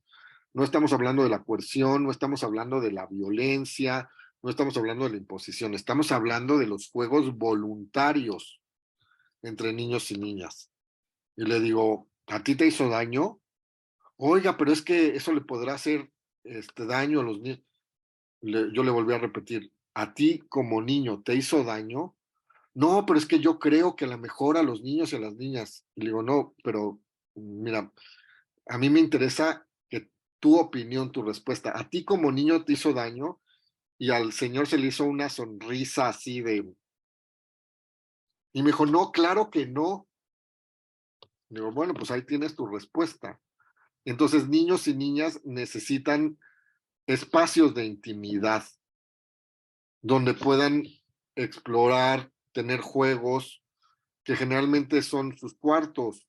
Entonces, si damos un espacio de confianza, es un espacio de confianza y de intimidad y no es que cuando algo nos pone nerviosos vamos a llegar a tirar la puerta como si fuera la PFP. Ahora, parámetros importantes para evitar que puedan haber situaciones de abuso o que se puedan interpretar como de abuso. Se les explica a niños y a niñas que los juegos con algún carácter erótico se dan entre personas de su mismo talla y sexo para evitar que alguien los someta o los obligue por experiencia, tamaño, peso o fuerza física, explicándoles que nada tiene que ver con lo bueno y con lo malo, que cuando ellos sean adultos ya se podrán relacionar como quieran con otras personas adultas, con diferencia o no diferencia de edad, ese ya será su asunto, sino se pone este parámetro y se explica el para qué. Si los niños y las niñas me van a preguntar cosas que yo no sé, pues no echarnos la bolita, ay, que te lo diga tu papá, ay, que te lo diga tu mamá, o si te digo te lo voy a contestar mañana es mañana y no nunca. Y si algo no sé, pues no tengo por qué saberlo y perfectamente le puedo decir no sé, pero lo podemos investigar juntos o lo podemos averiguar juntos. Es importante sondear de dónde viene la información que reciben nuestros hijos e hijas. Entonces, primero dejémoslos hablar a ellos y a ellas. Ok, ¿qué quieres saber? ¿De qué crees que se trata? ¿Dónde lo has oído? ¿No? ¿Qué sabes al respecto? Y contestarles de manera sucinta lo que nos preguntan, tratando de buscar ejemplos pues acorde a su edad y su entendimiento, y eso será en la mayoría de los casos suficiente para que niños y niñas sacien su curiosidad. Sí, y esto también que mencionas, ¿no? El poder hablar, el poder informarse, el poder nombrar las cosas que están sucediendo para crear este espacio de confianza donde se puedan expresar ciertas dudas o cosas que no se sepan, como bien dices, no necesariamente se tiene que saber. Sí, Habrá cosas que hay y que ir elaborando, ¿no? Que ir procesando. desde nuestras propias actitudes, que niños y niñas no identifiquen lo sexual con el pecado, con la vergüenza, con los que, o sea, si estamos abrazados y llegan los niños, no tenemos por qué aventar 1 metro o 2 metros para allá nuestra pareja, ¿no? Como si eso se trata de algo vergonzoso o algo que tuviera que tener un velo o algo, ¿no? O sea, como si la dicha, la belleza o lo más noble y bonito que se vive entre las personas fuera algo de lo que nos tuviéramos que avergonzar. Hay algunas preguntas que tienen que ver con la preocupación de la moda, de llamarse lesbianas o gays.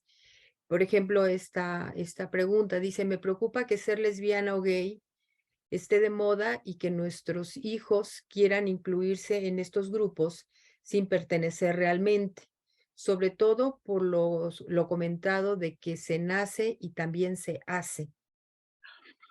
Pues cuando decimos está de moda, digamos, como lo decía hace el comentario anterior de una persona que participaba aquí, efectivamente no es que estuviera invisible, porque no es invisible, sino invisibilizado. ¿Qué quiere decir invisibilizado? Que hacemos como que no lo vemos, cuando en realidad estaba perseguido y desterrado, como bien lo comentó la persona que muy bien acotó ese comentario. Entonces, de todos modos, aunque haya una mayor visibilidad y un mayor reconocimiento, no dejan de ser identidades periféricas y no deja de haber el pensamiento conservador en realidad es el sustrato cultural dominante. No ha dejado de ser el sustrato cultural dominante. Yo más bien creo que el asunto es que las personas se pregunten a sí mismos y que vean que mm, muchas veces la experimentación en las etapas tempranas de la vida no conforma una identidad en la edad adulta. O sea que nos escondimos jugamos en las escondidas y me escondí con el vecinito y le di un beso, pues eso no significa que me voy a convertir en una persona gay, es una experiencia más de la vida de las personas. La identidad es algo que se va construyendo a lo largo de la vida. Entonces, yo más bien, como otra vez, como lo han dicho otros comentarios, pondría más mi acento en, pues ya mi hijo me dice que le gustan los hombres, o sea, que se lo pregunte desde sí mismo, qué sientes en tu cuerpo, qué experimentas, experimentas gozo, experimentas, pues eso es así, qué mal haríamos en estarnos peleando con esa parte de nuestros hijos, o qué tanto son ideas, es decir, si son sensaciones, si son emociones, son cosas propias de nuestros hijos e hijas, si son conceptos o son ideas, pues eso sí pueden ser influidos, pero también pensemos que pues no hay algo incorrecto en una orientación sexual y correcto en otra orientación sexual, ¿no? Pues eso es parte de la diversidad de lo humano. Gracias, Enrique. Hay algunas felicitaciones, varias felicitaciones.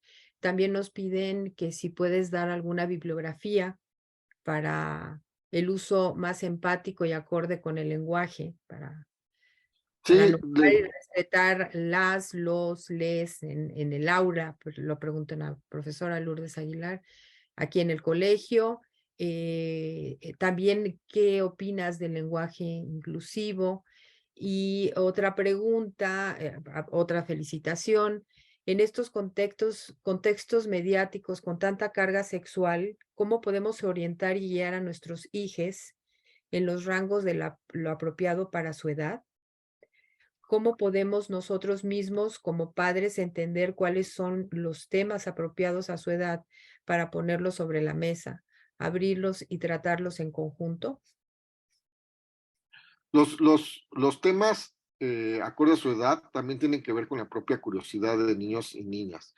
Piensen que la educación sexual efectiva no es una que se va a dar en el momento. O sea, si nosotros pretendemos educar a los adolescentes en la prevención del embarazo adolescente, ya estamos en una situación de ventaja porque todo proceso de transformación y de educación tarda tiempo en establecer actitudes, prácticas y habilidades. Entonces, la educación sexual es algo cotidiano que se da desde los silencios, desde lo que callamos, desde lo que nos avergonzamos o no.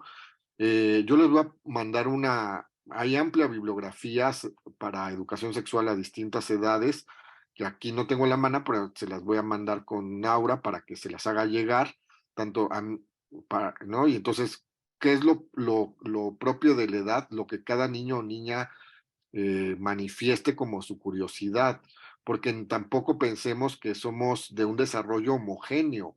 Hay personas que a muy tempranas edades manifiestan mucha curiosidad e inclinación hacia lo sexual y hay personas que hasta pasando la adolescencia, o sea, ya entrada la adolescencia, no empiezan a manifestar interés en ello. Entonces también ahí hay una diversidad de formas de ser. A mí el lenguaje inclusivo me gusta y además me parece justo, o sea, en un sentido de justicia, porque el lenguaje también representa o no a las personas y lo que no se puede nombrar, pues queda de lado, queda invisibilizado, queda soterrado y yo creo que pues no puede haber una sociedad con ciudadanos de primera y ciudadanos de segunda. Y mira, aquí leí una Aura, que dice, ¿cómo se propone enseñar a las estudiantes consentimiento y seguridad en las relaciones sexuales?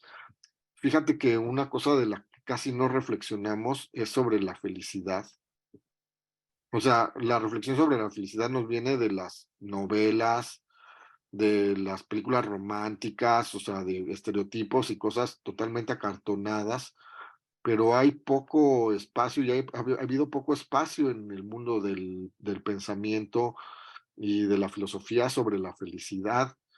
Y para en sentir el consentimiento es sondear en nuestras emociones cómo nos sentimos cuando alguien nos invade, pero también reflexionar sobre la dicha y sobre la felicidad y reflexionar con nuestros hijos e hijas que para la dicha, para sentirnos dichosos, para sentirnos plenos, no sirve gente obligada.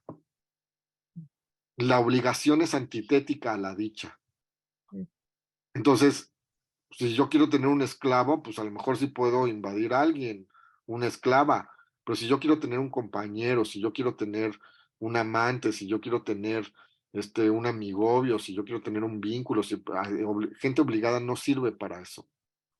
Y nos convendría también reflexionar sobre eso, sobre el sentido de belleza de la vida, sobre la dicha y sobre el sentido de existencia que también confiere el erotismo y el romance eh, y el amor físico confieren sentidos de existencia, ¿no? Sí. Y sobre seguridad en las relaciones sexuales, uno, el uso de metodología anticonceptiva es fundamental. Y desarrollar habilidades, no solamente que los conozcan los métodos anticonceptivos, sino que sepan cómo se usan. Hay servicios amigables de orientación y educación sexual diseñados específicamente para atender a niñas, niños y adolescentes, sobre todo niños y adolescentes, digamos, ¿no? que están como protocolos de la Secretaría de Salud, hay servicios gratuitos, hay servicios de asociaciones, hay que buscarlos, que a mí me consta con un modelo, con un dilo, con una salchicha, con lo que me conste, que saben cómo poner el condón, cómo quitarlo, o sea, que no sea una explicación ahí, topus uranus, que las personas desarrollen una inteligencia emocional y se pregunten cómo se sienten con la persona o personas con las que podrían tener relaciones sexuales. O sea, si me siento triste, enojado o siento miedo, ahí no, o sea, hacerse cargo a sí mismos, aprenderse a autocuidar, siento tranquilidad, siento amor, siento afecto, siento alegría, ahí sí es a hablar de lo que sí queremos, de lo que no queremos, de lo que de plano para nosotros es inadmisible, y también algo que eso va sobre, también para los adultos, o sea, recuperar la inocencia. Inocencia no es castidad, no es tontería, no es ingenuidad, es ausencia de prejuicios. Y todos lo sabemos hacer porque de niños y de niñas ya lo sabíamos hacer, luego nos hemos ido acuartonando con el ridículo, la estigmatización, el cotilleo, como métodos de enseñanza, como métodos de educación. Entonces decimos, ya, yo les firmo lo que quieran, yo les firmo que soy el más normal de los normales, pero déjenme en paz, ¿no? Pero para poder fluir en lo sexual es fundamental recuperar nuestra inocencia. No sé de qué se tratan las cosas de la vida antes de vivirlas, las viviré y veré si me gustan o no me gustan. Y también el fortalecimiento del no, ¿no? Cuando uno no, Claro, por supuesto, el derecho, el derecho, exacto. el derecho, o sea, importantísimo lo que les decía. El derecho es, en un sentido básico, o sea, trabajando con abogados, explicándoles el sentido del derecho natural que propone el justnaturalismo, que es una escuela jurídica que dice que, bueno, que los derechos en realidad son la positivación, o sea, poner en las leyes eh, los sentidos básicos de la convivencia y ¿no? Las leyes naturales, orgánicas, por decirlo así, que bueno, pues es un poco ambiguo el asunto, pero sí tiene bastante lógica cuando ya lo vamos a desmenuzar, que es que todos los seres vivos tienen el derecho y la función orgánica de sostener su vida y su bienestar. Entonces, les digo a los abogados, ¿cómo les queda esto? No, pues clarísimo, ya me habían explicado el naturalismo, pero aquí me quedó clarísimo. Entonces, todas las personas tenemos derecho a sostener nuestra vida y nuestro bienestar. Entonces, la invasión a otras personas es inadmisible y tenemos el derecho de defendernos de la invasión de otras personas. Entonces, no enseñar sobre derechos. Mis hijos me tienen a berrinches, algo no les gusta y me dejan de hablar un mes porque no les compré algo. Está en eduquen sobre derechos. Mis hijos vienen y me dicen, mis hijos y mis hijas vienen y me dicen que les hicieron, que les tornaron y no se defendieron, los eduqué en subderechos. O mis hijas hacen lo que el hermano quiere, enseñé sobre derechos a los hombres y subderechos a las mujeres, que es muy común. Entonces, no, enseñar derechos a todo el mundo, no subderechos, el que tiene sobre derechos es el que se asume con derecho a invadir a las demás personas. El que se asume con subderechos es el que permite la invasión. No, aquí lo que vamos a buscar es que todos tengan conciencia de su derecho a defender su integridad y su bienestar y su vida y como un derecho universal de todas las personas. Tenemos que cerrar ya, es el Muy bien. tiempo. Hay muchas preguntas que te comprometemos a que las puedas contestar para algunos papás que Por tienen supuesto, pero por supuesto. inquietudes. Y bueno, nada, darles las gracias a todas, a todos, por esta, pues, reflexiones que nos han compartido. Esto yo creo que es muy importante, informarnos, apalabrar y educar en derechos. Este es fundamental y bueno, el Colegio Madrid está comprometido a informar y muchísimas gracias, Enrique Cerón. Es un honor siempre para mí participar con una escuela con con este espíritu humanista como es el Madrid, que ha sostenido ese esfuerzo a lo largo de muchas generaciones, y es un honor para mí participar con ustedes. Muchas gracias, Enrique. Pues yo también agradecerte mucho, Enrique. Creo que aprendimos mucho hoy, pero hay mucho todavía que reflexionar, mucho que deconstruir, y creo que la escuela y la familia tenemos que ir de la mano para pues, proveer a nuestros chicos y chicas de un mundo mejor y un mejor futuro. Exacto. Gracias a todos por venir hoy. Muchas gracias por habernos escuchado. Gracias.